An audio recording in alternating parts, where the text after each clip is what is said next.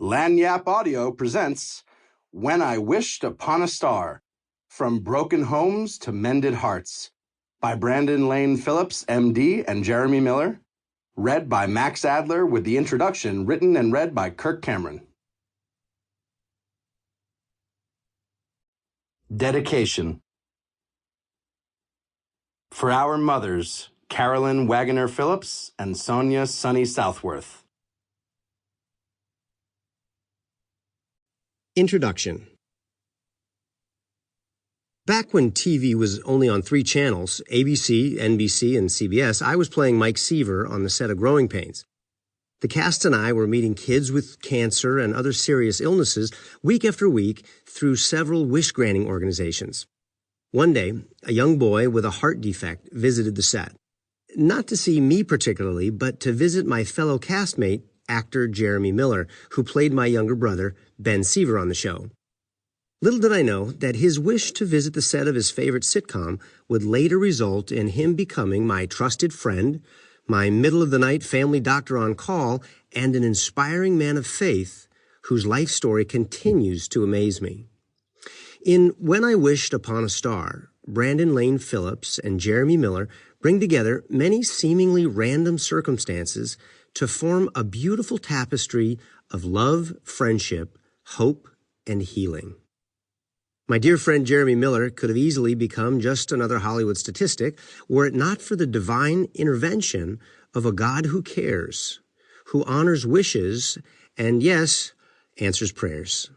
I can't wait for you to read how Brandon and Jeremy's lives intertwined and unfolded to bring them to where they are today.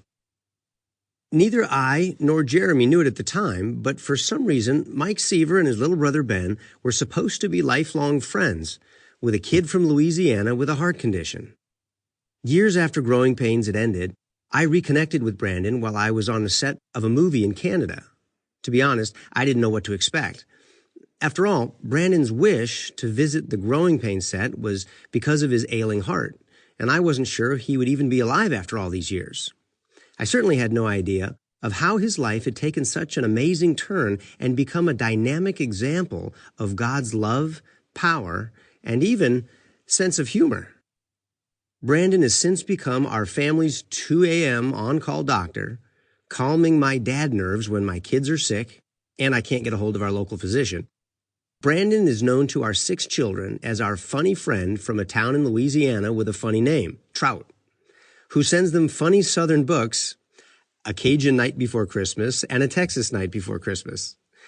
Over the years, I've jokingly told the kids not to feed Brandon bacon because bacon would make him oink and squeal uncontrollably due to the fact that he has a pig valve in his heart.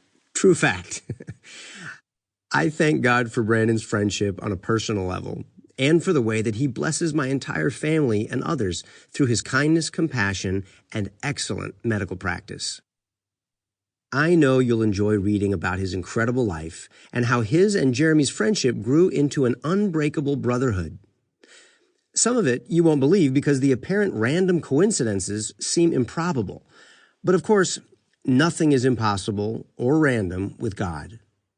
Get ready to laugh, to cry, and to find yourself in a new state of belief or disbelief. Brandon's story isn't average or ordinary because Brandon isn't ordinary.